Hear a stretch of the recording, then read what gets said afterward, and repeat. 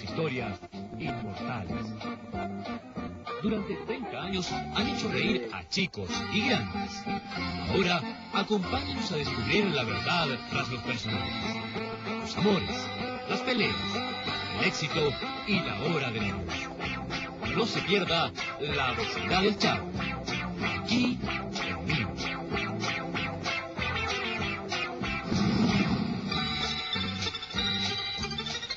Hola, muy buenas noches. El capítulo de hoy está dedicado verdaderamente a todo el mundo. Y es que desde pequeños de 5 o 6 años hasta adultos de 40 y más saben de qué les vamos a hablar. Esta noche el periodista Jaime Calitrot nos introducirá de lleno en la vecindad del Chavo del Ocho. Conoceremos la intimidad de una de las series televisivas más exitosas de todos los tiempos. Descubriremos la dimensión humana de sus personajes, los romances nacidos al interior de la serie y los odios que la fama puede provocar. Pero para eso espérenos solo un instante. El Chavo del Ocho dio sus primeras luces en 1971. Solo le bastaron un par de años para transformarse en uno de los programas más exitosos del mundo infantil. De hecho, esgrime el no despreciable récord de 1.300 episodios, traducidos en más de 50 idiomas, incluyendo el chino. Hoy en día, 320 millones de personas en todo el mundo lo ven cada semana. Pero, ¿qué llevó a este programa a tener un éxito tan grande? El equipo de Aquí en Vivo se trasladó hasta México, la cuna de Chespirito, el creador del programa, y descubrió ahí uno de los secretos mejor guardados de la televisión mundial.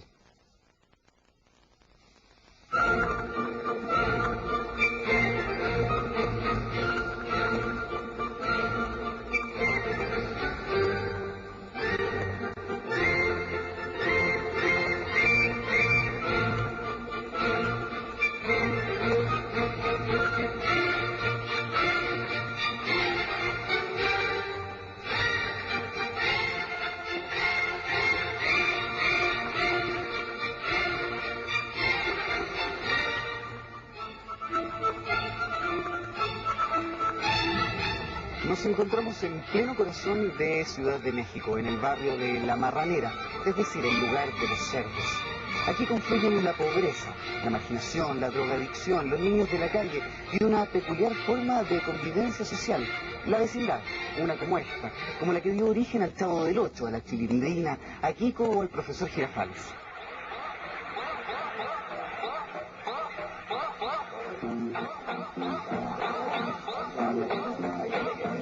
Son los actores que tejieron una historia de éxito, pero también de amargura, quienes de ídolos pasaron a ser villanos, los que se juraron amor eterno y terminaron dominados por el odio. Ingrese con nosotros a sus hogares, comparta sus sueños y frustraciones, descubre aspectos desconocidos de quienes ya partieron, los imborrables recuerdos que dejaron la Bruja del 71 y el entrañable Don Ramón. Acompáñenos a recorrer el mundo de Chespirito, de sus personajes y de los graves conflictos que terminaron con la separación de su compañía. El programa nació en 1971 en México y todavía nadie logra explicarse cómo en apenas 2 años ya era éxito total en varios países del continente. En Chile lo conocimos recién en 1977, cuando la televisión todavía era en blanco y negro y se transmitía solo una vez a la semana. Claro que sí. Pero la vecindad del Chavo fue ganando terreno, hasta que en una de sus giras, la compañía de Chespirito repletó la Quinta Vergara, y en menos de 24 horas llenó 2 veces el Estadio Nacional. Nada muy distinto a lo que ocurría en el resto de Latinoamérica. En el Luna Park de Buenos Aires, nadie ha logrado superar su récord de presentaciones con 7 días consecutivos. Y hasta el momento nunca ha vuelto a pasar lo que ocurrió en el Poliedro de Venezuela. Las carreras de caballos debieron suspenderse por falta de apuestas, porque toda la gente estaba en su show. 15, 16, 17, 18. ¿Qué pasó? Pues ya perdiste. Pero llegué a 18. El impacto incluso llegó a Estados Unidos, donde por primera vez un espectáculo latino llenaba el Madison Square Garden de Nueva York y repitieron la hazaña durante 9 días seguidos. aunque no alcanzaron a llegar en vivo y en directo a países como China, Japón, Corea, Grecia, Tailandia, Marruecos o Angola. Allí igual conocen de los golpes del señor Barriga y de los rulos de doña Florinda.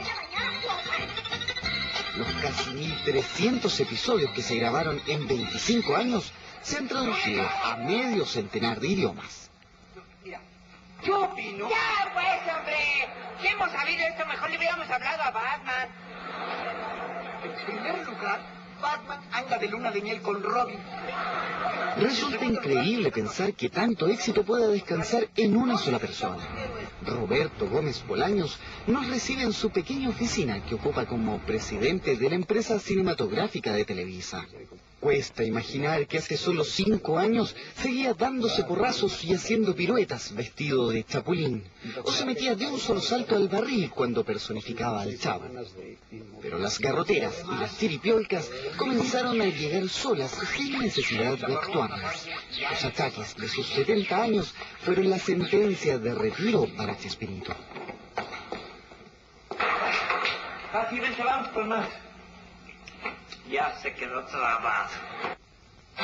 Cuenta que su ingreso a la televisión fue tan inesperado como la llegada de sus 6 hijos, y sin mayores ambiciones, tal como su inclusión en el fútbol amateur, o cuando obtuvo su título de ingeniero, profesión que nunca ejerció. Salió un anuncio en el periódico solicitando un aprendiz de escritor de televisión y un aprendiz de productor de televisión, y yo iba buscando eso. Pero ahí empezó la cosa. Empezó escribiendo simples frases publicitarias. Luego siguió con algunos textos para radio y libretos televisivos. Su particular estilo lo hizo famoso, y algunos dijeron que había nacido un nuevo Shakespeare. Claro que por su estatura, que apenas supera el 1,5 metros, quedó bautizado como Shakespearito. Siempre detrás de las cámaras, comenzó a escribir los guiones de Viruta y Capulina, un clásico humorístico mexicano, hasta que un día falló un actor, y Chespirito tuvo que salir a escena. Echarle tierra, mucha tierra.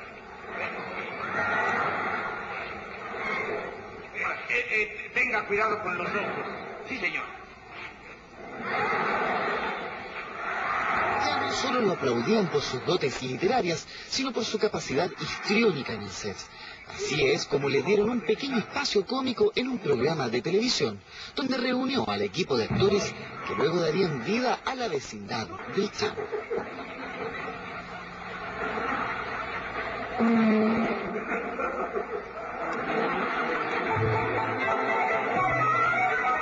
Asegura que nunca tuvo una clave para el éxito, pero que sí esquivó la fórmula que lleva directamente al fracaso, y que consiste, según él, en halagar a todo el mundo y dejarse llevar por la opinión de los demás.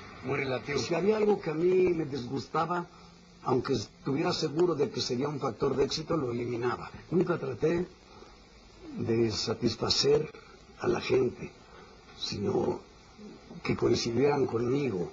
He tenido la fortuna de que los ratings famosos me acompañan y me distinguen favorablemente, pero no me interesan. Ni las opiniones de encuestas para ver qué quiere el público para darle eso, no. Ni siquiera varió ese estilo cuando tuvo la oportunidad de enviar el programa al extranjero.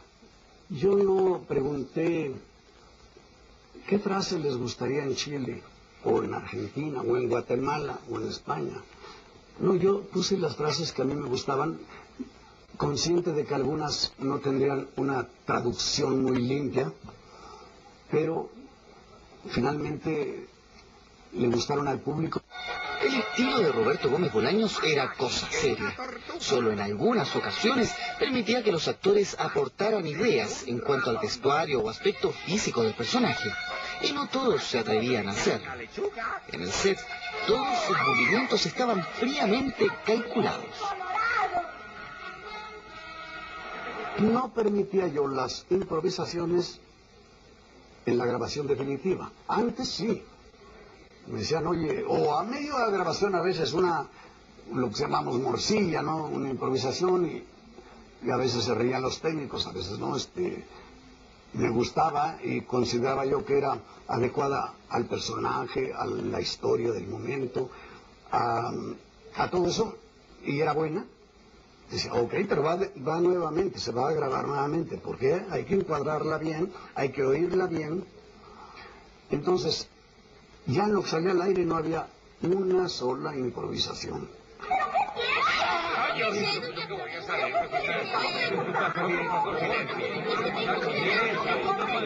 ¡Silencio! ¡El maestro longaniza!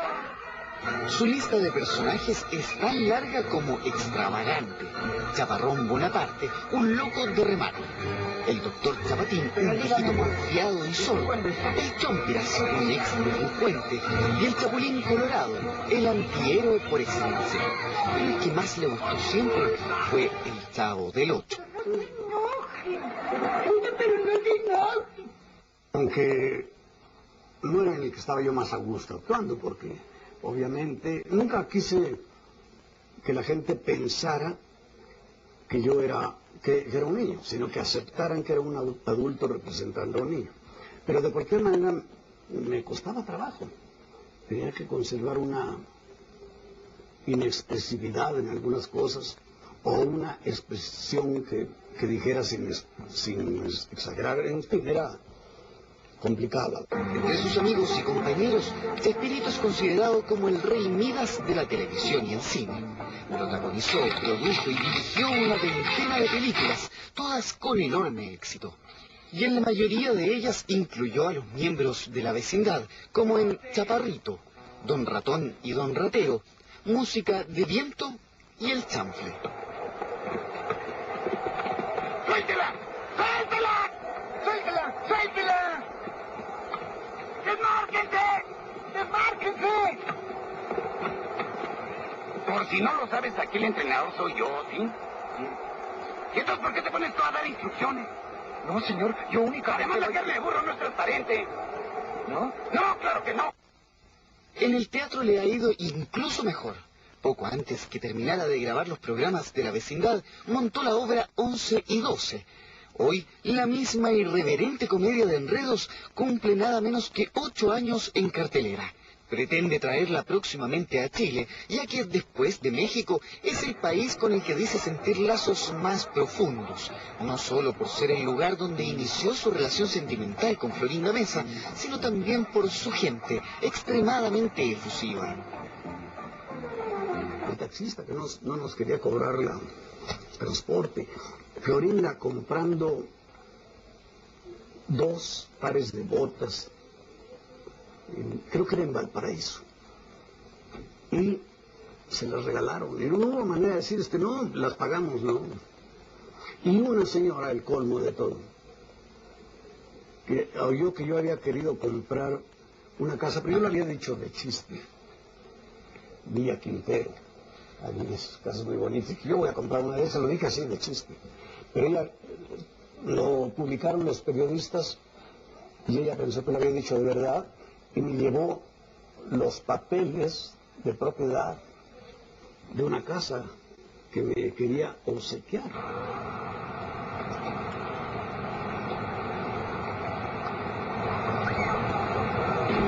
Aquí en los gigantescos estudios de Televisa en Ciudad de México, Chespirito no solo dio origen a más de una treintena de personajes, sino a una multimillonaria industria que por más de 20 años solo ha generado ganancias. Aunque no se conocen las cantidades, para nadie es un secreto que el programa fue una verdadera mina de oro, tanto para la cadena televisiva como para Chespirito y los demás actores. Y cómo no, si a mediados de los 70 el rating de la serie en México oscilaba entre los 55 y 60 puntos. Actualmente el programa llega a unos 320 millones de personas a la semana. Y por ejemplo, en Brasil los niveles de audiencia superan incluso el show de Xuxa. La directora de promociones de Televisa, Erika Kenny, reconoce que esa alta sintonía y los valores que entrega el programa han sido los 2 ingredientes de la fórmula mágica, hacer de Chespirito un superventas. Es un programa es bueno el programa y es un programa muy noble, o sea que siempre te permite tener patrocinadores. Bueno, nuestros patrocinadores siempre buscan eso, ¿no? O sea, seguir con los valores y siempre tener, aunque sean cosas novedosas, pero siempre seguir con una tradición. Confiesa que han tratado de aplicar esa fórmula a otros programas infantiles que nunca lograron entrar al Salón de la Fama. Tanto es así que Televisa desistió de su intento y ahora solo se dedica al humor para adultos. ¿Qué estás haciendo, chavo? Le estoy pegando a Kiko, ¿y qué? Porque yo pensé que estabas haciendo algo mal. Tú puedes guardar las espaldas a la condesa, ¿verdad? ¿Qué son postizas? Quiero decir que tú puedes proteger a Aquí la las condesa. encuestas no son necesarias. Con Chespirito no hay estadística que valga. 100 de cada 100 latinos han visto alguna vez al Chavo o al Chapulín Colorado. Este es el programa número 1 de la televisión humorística, El Chavo. Las vidas de al menos 3 generaciones completas han estado marcadas por las aventuras y desventuras de un superhéroe más noble que una lechuga o por las tortas de jamón que un huérfano de 8 años soñaba con saborear. ¿Sabes cómo no soy tan tonto como decían? No, Chapi, tú eres inteligentísimo. ¡Gracias!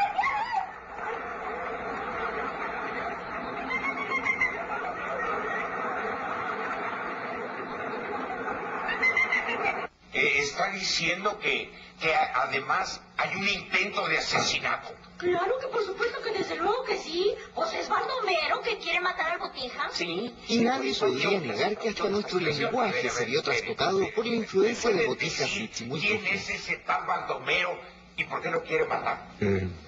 ¿Para qué le digo que no sé si? El Chavo yo creo que es algo que te enseña, porque transcurre la infancia de lo que es tu vida misma.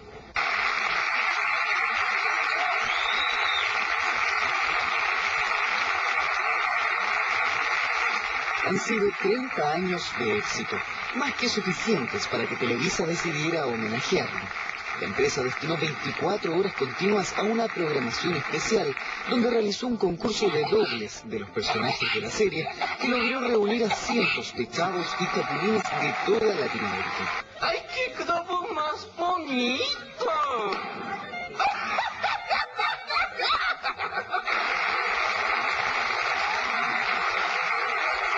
También mi mami me da mucho dinero para comprarme bastante globos. ¡Mira, van a crecer!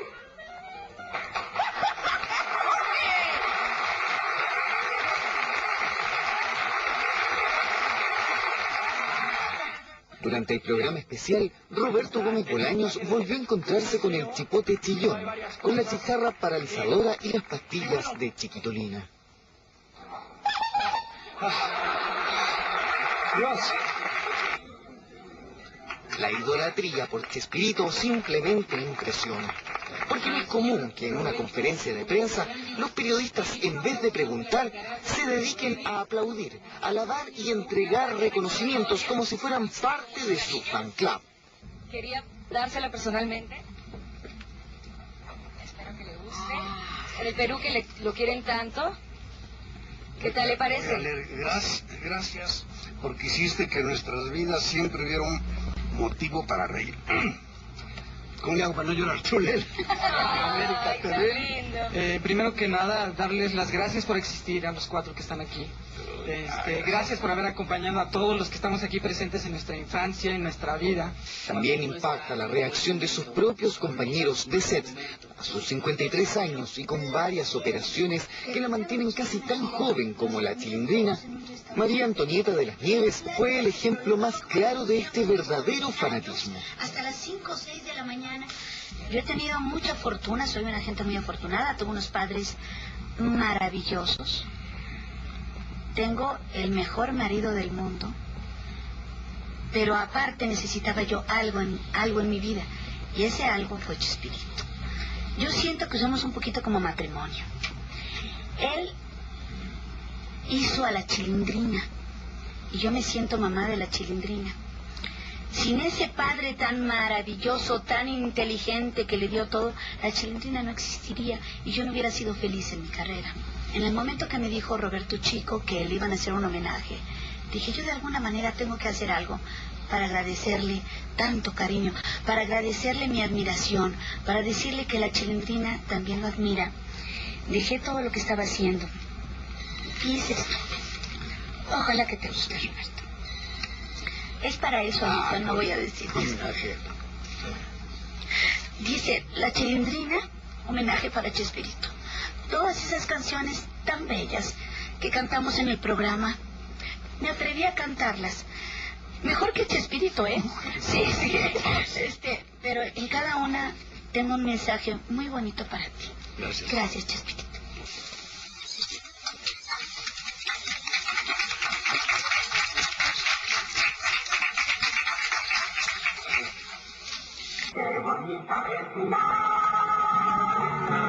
Sigue siendo considerado como un programa a toda prueba en términos de rating, comercialización y trayectoria. En Argentina recibió el premio clásico del continente y en Colombia lo elevaron a la categoría de programa del milenio.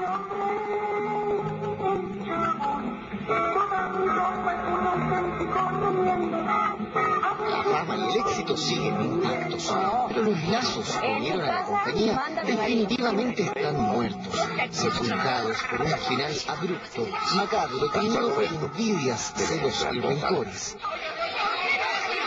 Es la hoguera de las vanidades que esconde esa bonita vecindad.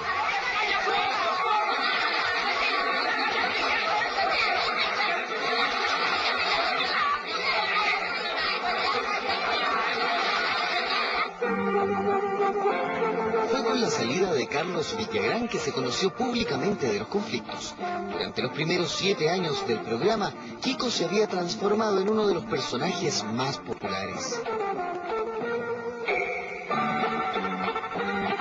Empezaron a ver un poco de envidias, egoísmo, celo artístico por parte de los otros compañeros, porque al que más buscaban era Kiko, el personaje Kiko, no a Carlos Villagrán, el personaje Kiko, porque por lo pintoresco, como unos cachetes, la forma de llorar, todo eso era como que más llamativo, ¿no? Y ahí empezó a haber distanciamientos y todo ese tipo de cosas, y bueno, yo preferí salirme del programa antes que me sacaran y ese tipo de cosas. Sacaron un poquito a Rubén Aguirre y a Edgar Vivar, concretamente La Chilindrina, que siempre le tuvo envidia al personaje de Kiko. No sé por qué le tuvo envidia, yo creo que porque destacaba más que la misma Chilindrina. Ella fue creando cosas y en entrevistas hablaba mal del personaje o de Carlos Villagrán. Roberto Gómez Bolaños reconoce que hubo quienes reclamaron más protagonismo en algún momento, pero asegura que jamás hubo favoritos ni intenciones de bajarle el perfil a determinado personaje. ¡No me simpatiza! Un equipo juega bien cuando todos forman un conjunto. Evitar el estrellismo, incluyéndome a mí. Hubo programas en que me decían, oye, en el programa del Chavo, el que menos salió era el Chavo. Bueno, porque la trama no requería que saliera más. Entonces, eso lo cuidé siempre. Sin embargo, Villagrán no lo sentía así. Y llegó un momento en que el trabajo se le hizo insoportable. Eso, junto a tentadoras ofertas para trabajar en otros países, gatillaron su salida.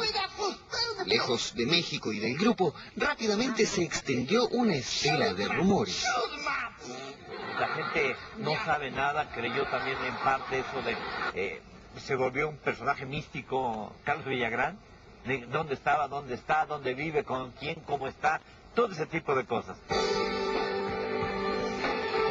El momento más esperado del homenaje en Televisa era el del reencuentro. Después de 22 años, Villagrán volvía a abrazar a los integrantes de la compañía y en especial a Chespirito.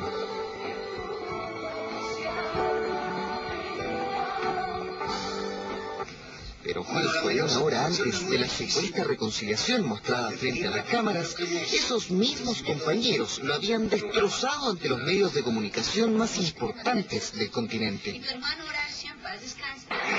Para ellos, Carlos Villagrán era simplemente una especie de mercenario que decidió irse para sacar provecho de la fama que le había dado Kiko. Porque en la mejor época de nosotros estábamos tan ocupados trabajando aquí, haciendo programas de televisión, que no podíamos ir a trabajar todo lo que nos pedían a todo Centro Sudamérica. Y él, gracias al programa, explotó la imagen de todos nosotros, perdón que lo diga así, siempre he hablado de una manera clara, y ganó lo que quiso con el nombre del señor, y trabajando a espaldas de la vecindad del Chavo del Ocho, lo que nosotros no teníamos tiempo de hacer. Pero la enemistad no se quedó en palabras o desprecios. Villagrán acusó a Chespirito de apropiación indebida del personaje. Porque yo soy el autor del personaje, y él dijo que él era el creador. Yo dije que no, entonces me demandó, y gané la demanda muy fácilmente. Nunca en la vida tuve ningún problema, ni ninguna denuncia, ni ningún no de Roberto Gómez Bolaños. Al no tener eso, yo no puedo decir que tuve algún problema. Trabajé siempre a gusto haciendo el personaje Kiko, no tuve ningún problema de ninguna especie.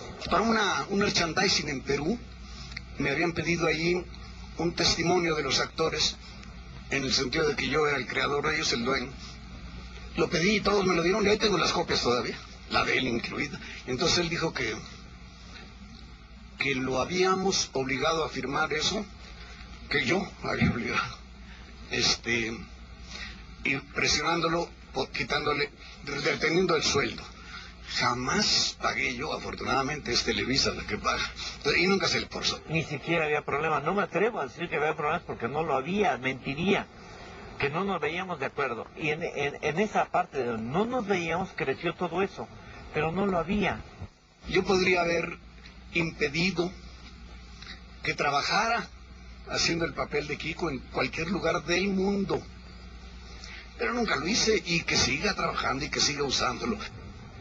Hoy Carlos Villagrán comparte su residencia entre Argentina y Venezuela, donde disfruta del enorme éxito que le han dado sus circos y programas televisivos, en todos con el personaje de Kiko.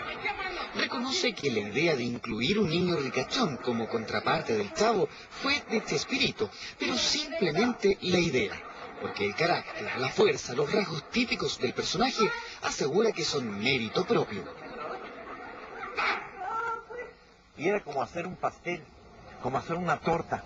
Le pongo un poco más de mantequilla, a ver, prueba. No, creo que le falta huevo. Le pongo huevo, y lo fuiste llenando de riqueza, ¿no? Le fuiste poniendo, porque yo sabía que yo... Y se lo apliqué en el llanto a Kiko.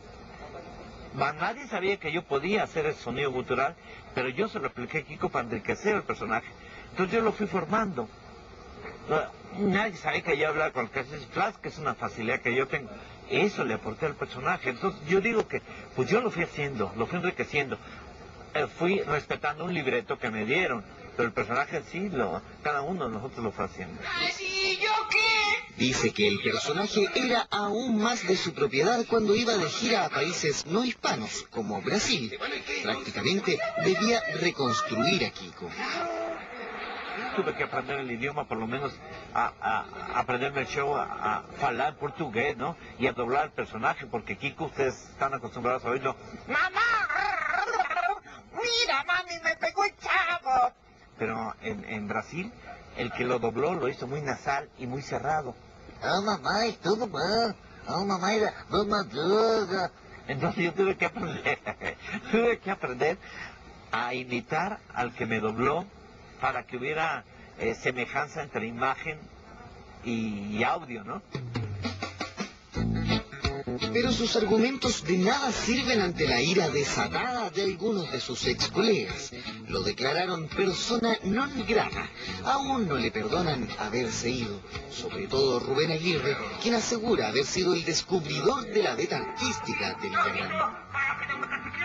Lo llevé a una fiesta, me lo senté aquí, a Pirolo, entonces era Pirolo, para que hiciera un mono de ventrílocuo.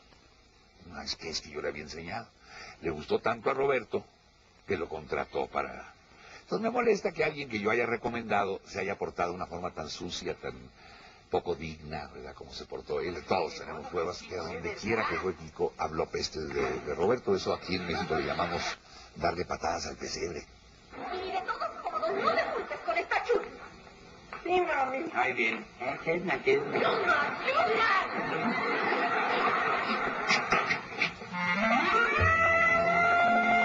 Las teorías para explicar el dramático fin de la compañía parecen inagotables. Según Juan José Origel, periodista de espectáculos de Televisa y voz autorizada en todo lo que se refiere a rumores de la farándula mexicana, la culpable de la división del grupo tiene un solo nombre: Florinda Mesa.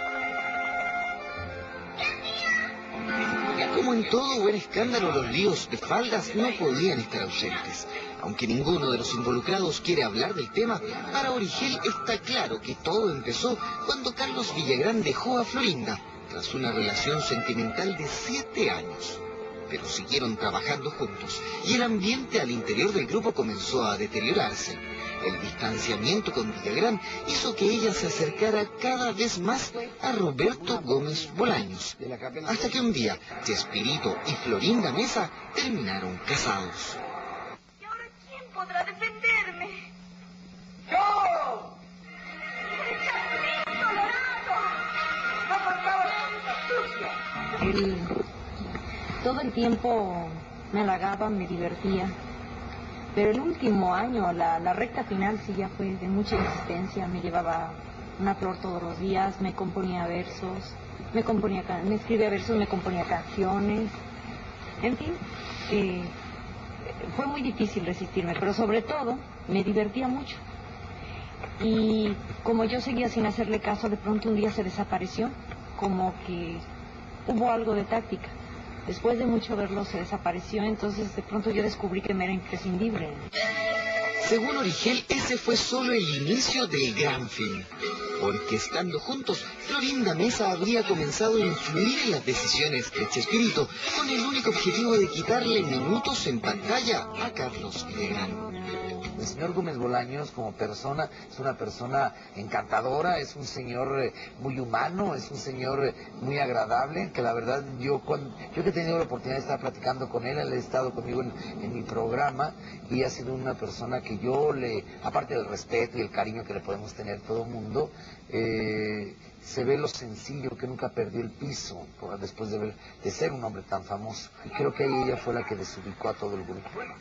Y la señora ha tenido problemas con Televisa inclusive, y es una señora que ha querido en cierto modo mangonear al señor, ¿no? Él me conquistaba. Para este periodista de Televisa, Florinda Mesa fue simplemente como la Yoko Ono de la compañía. Rumores infundados, según Chespirito, quien ya cumplió 22 años de matrimonio con Florinda. Que ha sido mi gran hallazgo en el programa, la quiero mucho, estoy enamorado, sigo enamorado de ella, creo que ella de mí también, y ha sido mi empuje, mi sostén, mi ayuda, mi inspiración. No, Florinda escribe excelentemente, actúa excelentemente, canta como 500 veces mejor que Yoko Ono. Baila, es muy bonita.